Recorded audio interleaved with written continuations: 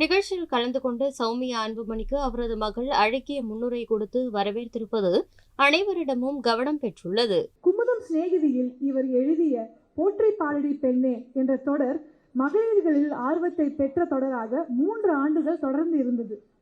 அன்பும் எளிமையும் பக்தியும் சிரித்த முகமுடன் அரவணைக்கும் பாசமும் கொண்ட சிறந்த தாயாக திகழ்கிறார் எங்கள் அன்னை.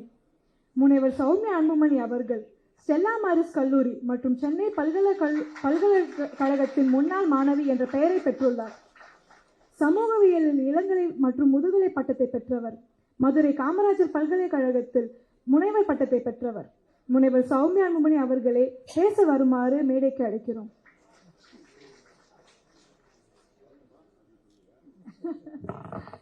மிக்க நன்றி. அனைவருக்கும் இனிய மதிய வணக்கம்.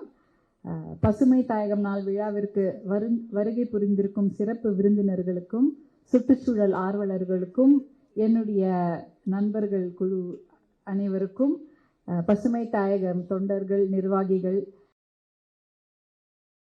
செய்திகளை உள்ளது உள்ளபடி தெரிந்து கொள்ள ரெஃப்ளெக்ட் நியூஸை சப்ஸ்கிரைப் பண்ணுங்க.